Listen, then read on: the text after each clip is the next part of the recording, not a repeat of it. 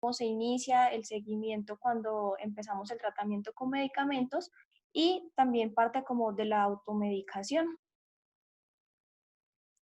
Entonces, primero vamos a definir qué es la automedicación. Entonces, la automedicación se podría definir como el consumo de medicamentos, hierbas, remedios caseros por propia iniciativa o por consejo de otra persona sin consultar al médico. Eso es algo muy frecuente, digamos, en nuestro medio, en nuestra sociedad, en que las personas de pronto, ay, le duele algo, tómese esto, o le recomiendan medicamentos y nosotros accedemos a esto. Hay varios factores que llevan en general a que nos automediquemos. Entre ellos, uno de los principales es de pronto la dificultad que se presenta para el acceso al servicio de salud, para una consulta o al servicio de urgencias. Y digamos que en este tiempo de pandemia es algo que ha estado muy frecuente. Las personas en general evitan como asistir a los centros de salud, eh, pues por no salir de la casa, para no exponerse, pero también están automedicándose y poniéndose en riesgo.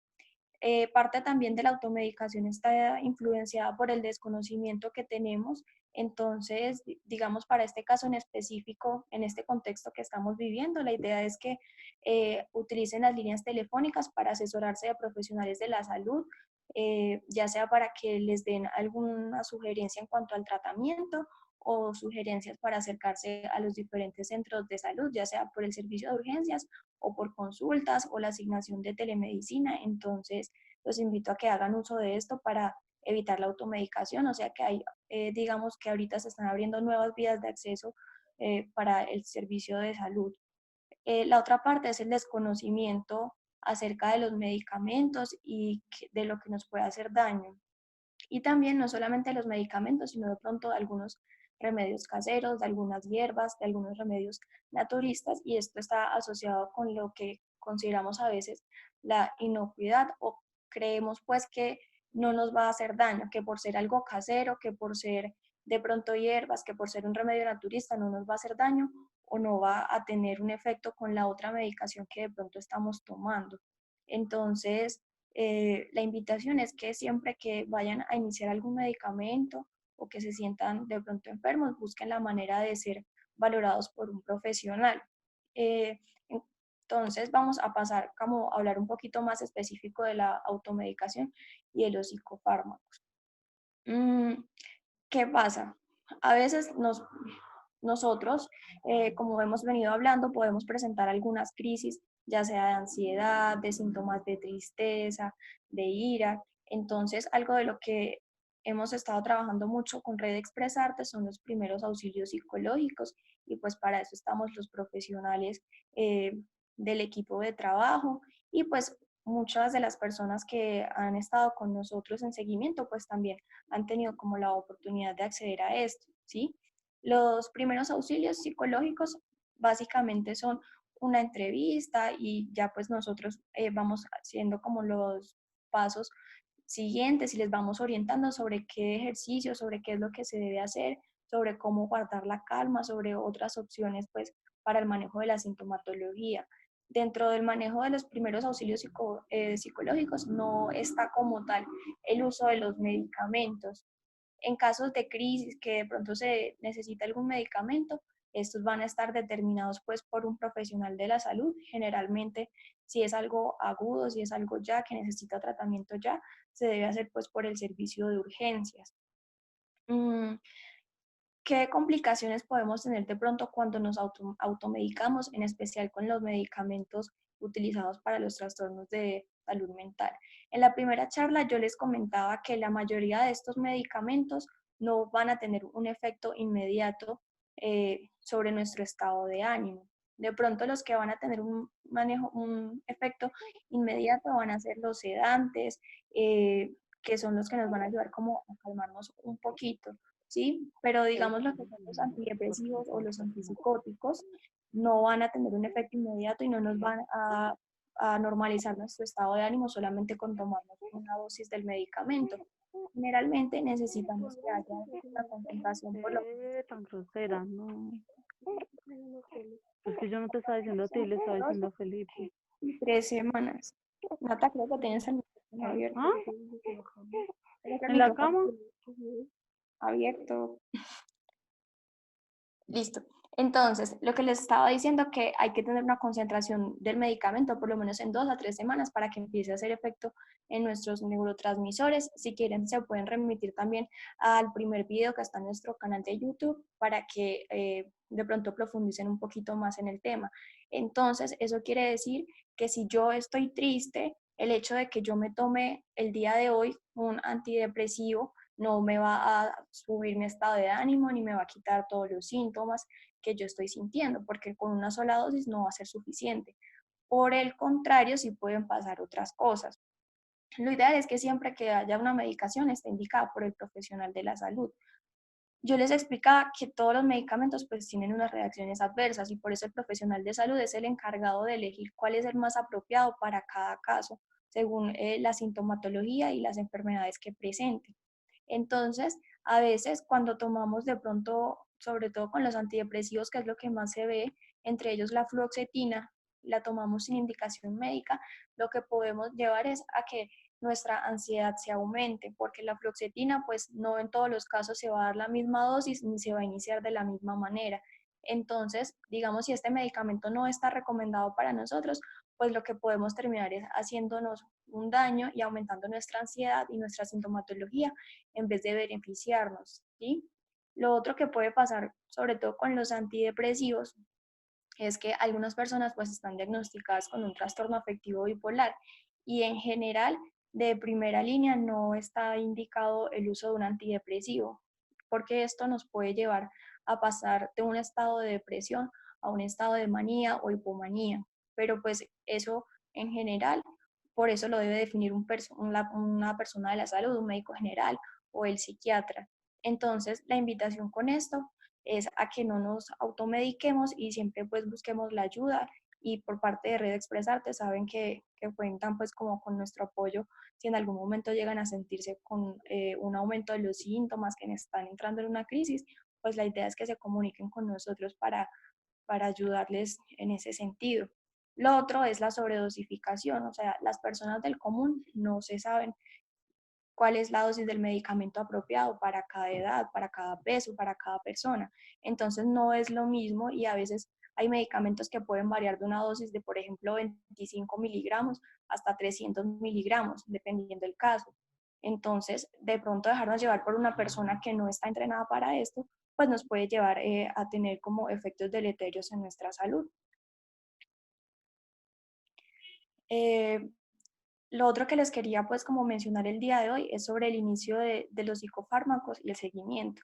Entonces en esta diapositiva pues ven dos imágenes, una que es un hospital o pues una clínica y el otro que es una casa. Esto quiere decir, cuando nosotros iniciamos medicamentos para los trastornos mentales, generalmente como en dos años. Uno, en que la persona está de pronto en una crisis, está con una sintomatología aguda, que se quiere hacer daño, con unos síntomas muy marcados que están generando una disfunción, digamos, en sus actividades de la vida diaria. Y a veces estas personas requieren un monitoreo o un seguimiento más estrecho. Entonces, en estos casos se considera pues que van a necesitar un manejo a nivel intrahospitalario, pero eso pues lo va a determinar el profesional de la salud. Otros casos en los que se puede hacer un seguimiento, digamos, a varios días, a una semana, a 2 semanas, porque los síntomas no son tan marcados o la persona no tiene tanto riesgo de pronto de hacerse daño a sí mismo o de hacerle daño hacia los demás, entonces ahí pues podemos considerar que el medicamento se inicie y sea un seguimiento como de forma ambulatoria por consulta cada determinado número de días o al mes, ¿sí? Entonces, como para que tengan claro estos dos contextos, dependiendo pues lo que se presente, el profesional de salud va a determinar qué es lo principal. A veces, cuando el medicamento se inicia de forma intrahospitalaria, las personas tienden como a tornarse un poco más ansiosas porque no saben qué esperar, pero como les he explicado, a veces tenemos que esperar una semanita, unos días, 2 semanas para mirar cómo se nos está adecuando el medicamento al cuerpo, si es el que necesitamos o como en muchas ocasiones ocurre en psiquiatría, lo debemos pues ajustar ya sea la dosis o cambiar el medicamento, que es lo importante de esto, que si el profesional determina que lo mejor es estar monitorizando estrechamente y mirando si puede tener algún efecto adverso, si hay que cambiarlo y se realiza pues como de forma intrahospitalaria, tratar de conciliarlo con él y llevarlo de la mejor manera, ¿sí? Otra de las preguntas, porque como hemos estado manejando un formulario de pronto para quienes no están muy relacionados como cómo ha funcionado la charla, estamos manejando un formulario en donde ustedes pueden realizar sus preguntas acerca de los psicofármacos. Y una de las que nos llegó eh, es que si en psiquiatría se utilizaban los sedantes, entonces, como les decía ahorita, hay algunos que son sedantes, generalmente son las benzodiazepinas, tipo midazolam, lorazepam. ¿En qué casos se utilizan los sedantes? Los sedantes los podemos utilizar cuando de pronto la persona está en un estado de agitación, que se puede hacer daño o le puede hacer daño a las demás personas. También se pueden utilizar en crisis de ansiedad. Yo creo que acá hay varios que han sufrido crisis de ansiedad y pues saben lo angustiante que se puede sentir eso. Entonces los sedantes nos van a ayudar como a bajar esa sensación y esos estímulos de nuestro sistema nervioso que están tan activos. Se llaman sedantes, pero no significa que todos estos medicamentos los vayan a dormir profundamente, ¿no? Algunos simplemente van a tranquilizar un poco sin llegar a dormir al paciente y otros pues definitivamente sí los van a llevar a dormir, digamos que de forma más profunda. Otra de las indicaciones para los sedantes como de forma aguda, no es algo que utilicemos pues para toda la vida, es cuando la persona tiene un trastorno del sueño muy marcado. Entonces aquí es importante recordar que tener un patrón de sueño es súper importante para el manejo de la sintomatología en los trastornos de salud mental. Por ejemplo, pues para el estado del ánimo, una persona con depresión que no ha podido dormir, que digamos asociado a eso tiene un dolor, si mejoramos el patrón del sueño, eso empieza a mejorar también su sintomatología. Lo mismo con las personas que a veces están demasiado irritables, cuando empezamos a dormir y a relajarnos un poco, nuestra sintomatología empieza a mejorar. Entonces, estos como los contextos generales en los que se utilizan pues los sedantes. Quisiera saber si alguien pues tiene como preguntas para empezar a dar respuesta a estas. Cami, si me ayudas, porfa, que no veo el chat.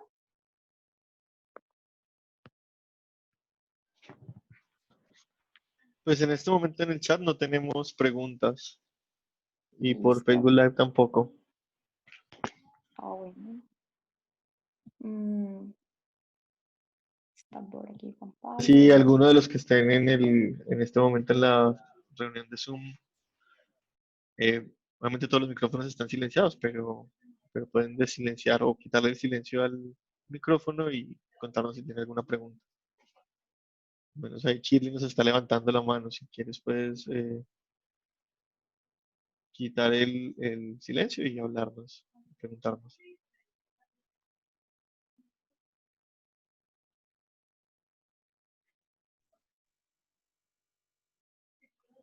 Hola, Hola, buenas noches, Valentina, ¿cómo estás? ¿Cómo están todos?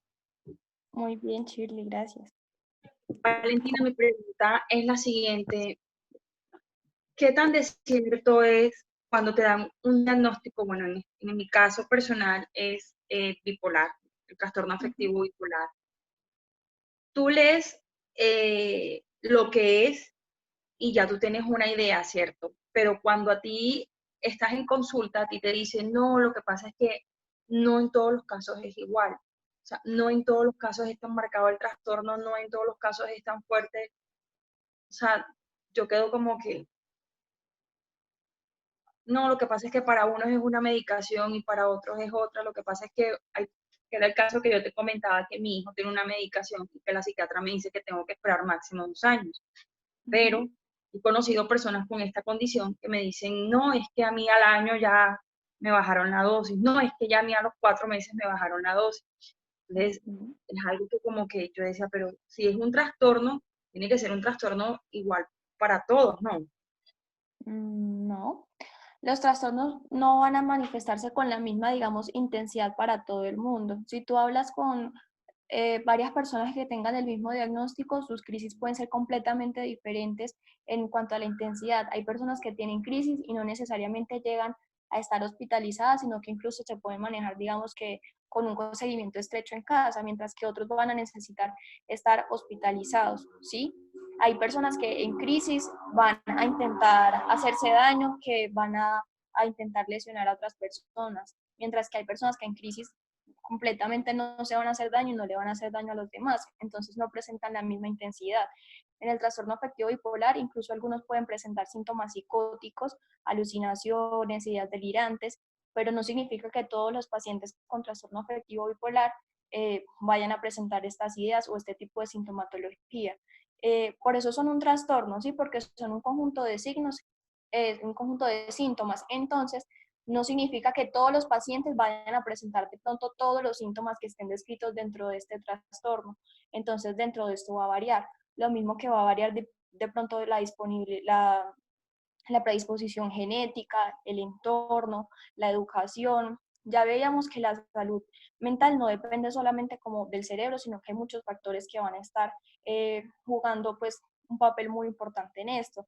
Entonces no podemos considerar que porque digamos 10 personas tienen el mismo diagnóstico, las 10 personas se van a comportar de la misma forma, porque pues cada ser humano es muy diferente a pesar de que tenga algunas cosas en común. Ujú. Otra pregunta, si tu primera crisis fue con alucinaciones visuales, auditivas, euforias, mucha psicosis, súper maníaco, cuando se repite una segunda, ¿va a ser igual? Generalmente este es un paciente pues con un trastorno afectivo bipolar tipo 1, ¿sí? Y las crisis suelen ser muy parecidas, entonces los familiares empiezan a detectar cuando se está de pronto descompensando a la persona porque empieza a presentar síntomas muy parecidos. Pero hay que recordar que como es un trastorno afectivo bipolar, tiene dos espectros, ¿sí? Entonces está la manía, la hipomanía, que es como el ánimo exaltado, pero también está la parte de la depresión. Entonces puede ser que si vuelve a presentar una crisis, no necesariamente sea la misma manía con psicosis, sino que pueda presentar una depresión, ¿sí? Y eso hace parte del espectro del trastorno afectivo bipolar en este caso. Bueno, listo, Valentina, gracias. Bueno, a ti por las Valentina, preguntas, por el señor. Facebook Live nos pregunta Jaime López, ¿es el sedante un tranquilizante y sirve para la ansiedad? O sea, los sedantes en general. Sí y no. Depende de la dosis a la que se use y no todos los sedantes van a servir para manejar como la crisis de ansiedad. Entonces va a depender el tipo de sedante y va a depender la dosis a la que se maneje. Y lo otro es que lo que estamos como que tratando ahorita, sobre todo con lo que son las benzodiazepinas, es que no se utilicen para el manejo del sueño digamos, a un largo plazo, sino en tiempos corticos. Y para la ansiedad es lo mismo, es por tiempos cortos. Entonces, eso quiere decir que generalmente lo que son el clonazepam, el lorazepam, no lo manejamos pues como en la crisis aguda, pero si es una persona de pronto que está diagnosticada con un trastorno de ansiedad como tal, se inicia otro tipo de medicación para evitar la recurrencia de estas crisis. Vale, No sé aquí hay si otra pregunta. Giselle Loaiza nos dice, buenas noches, Valentina. Tiene una duda porque tiene una niña menor de 16 años. Le mandaron fluoxetina debido a que no podía dormir y cuando empezó a tomarla, le empezó a dar un dolor de cabeza muy fuerte. ¿Y por qué sucede esto? Y que igual a ella le dio mucho miedo pues con la medicación y la detuvo. Bueno, pues habría que verificar si realmente la fluoxetina fue la causa desencadenante de ese dolor de cabeza.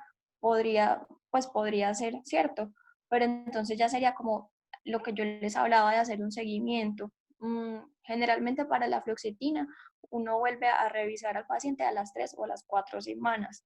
Mm, la fluoxetina no es un medicamento como tal que sea para el manejo del sueño, sino más para el manejo de los síntomas depresivos o ansiosos. Entonces, ya sería pues evaluar como este caso en particular que pudo haber causado su dolor de cabeza y si realmente esto mejoró cuando se suspendió la medicación para buscar otras alternativas.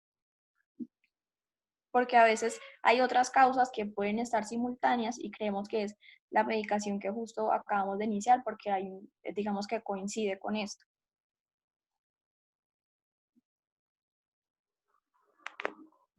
Vale, muchas gracias, Valentina. Pues por el Vale. Facebook Live no tenemos más preguntas por el momento y por el chat de Zoom, pues solamente un mensaje de Leonardo Jiménez que nos dice muchas gracias. Es información muy útil para hacer buen acompañamiento a los pacientes. Bueno, perfecto. Entonces la idea pues es hacer este tiempo como lo más provechoso posible, recordar que en 15 días pues vamos a volver a tener la charla para que estén pensando sus duditas, pues nos las pueden hacer llegar por redes sociales o por el formulario pues que está circulando o simplemente conectarse y hacernos llegar sus preguntas. Esta imagen que tengo aquí básicamente es para recordarles que por parte de Red Expresarte pues las puertas están abiertas en cualquier momento que de pronto sientan que están siendo afectados o que están presentando como síntomas ansiosos, que están muy tristes, que sienten que ya no pueden más, que de pronto tienen ideas de muerte, pues la idea es hacerles como el acompañamiento y que siempre busquen ayuda. Pues tenemos un equipo interdisciplinario y la idea no es solamente reexpresarte, sino que si lo que siempre los hemos invitado es como a manifestarse, ¿cierto? A hablar más que una queja, es decir, cómo nos sentimos y buscar ayuda, que no estamos solos y que de pronto a veces creemos que solamente nos está pasando lo que nos está pasando a nosotros, pero eso no es así. Muchas personas, digamos que en este momento están pasando por diferentes dificultades y crisis y la idea pues es que entre todos nos apoyemos y hagamos un acompañamiento. Ujú. Nos comentaba Giselle Vale. que nos había preguntado por el tema de la fluoxetina y el dolor de cabeza, que cuando se detuvo eh, el medicamento, el dolor de cabeza no se le volvió a presentar. Entonces, Bueno, entonces la idea sería que vuelva a tener una nueva valoración para mirar el ajuste del medicamento, mirar si necesita definitivamente medicación y si es así, pues habría que cambiarlo. Lo que les explicaba es que a veces hay que, digamos, ir cambiando hasta encontrar cuál es el más adecuado para cada persona. Juli, ¿me tenía alguna pregunta? Estaba hablando. Sí, bueno, vale, muchas gracias. Este espacio es muy importante y vemos pues lo importante que es socializar todas estas dudas que se presentan diariamente. Entonces, pues a todos pues bienvenidos y agradecer a la doctora Valen pues por este espacio. Solamente quería hacer un comentario que fue motivado por una de las preguntas que hicieron, en especial la de Shirley, y, y es tener en cuenta signos de alarma. Para todos, en medicina hablamos de signos de alarma para todo tipo de enfermedades, y la salud mental y los trastornos mentales no son la excepción. Entonces, unos signos de alarma que nos están diciendo mucho cuidado porque están avisando que puede haber una descompensación o una crisis. Entonces, saberlos se convierten en algo fundamental para uno saber cuándo es el momento de consultar o cuándo es el momento de ir a urgencias o cuándo es el momento de ponerle cuidado a nuestro familiar, a nuestro amigo, a la persona o nosotros mismos. Entonces, dos elementos básicos. Un signo de alarma son cambios en el sueño, que duerme mucho o no duerme nada. Cambios en la alimentación, que está comiendo mucho o que no está comiendo nada. Cambios en el comportamiento, que se está aislando o que está hablando demasiado o que ya no habla. Cambios en el estado de ánimo, que está muy explosivo, muy irritado o está llorando mucho. Entonces, esos son signos que nosotros debemos ir conociendo, guardando y recordando en cada momento con nosotros mismos y con las personas referente a los trastornos mentales, y los cuales pues vamos a ir también compartiendo en nuestras redes de Red Expresarte, y pues los invitamos a que lleguen todos nuestros canales. Valen, muchísimas gracias por tu excelente presentación. Muchas gracias a todos, al equipo pues, de trabajo y a los asistentes. Nos vemos en 15 días.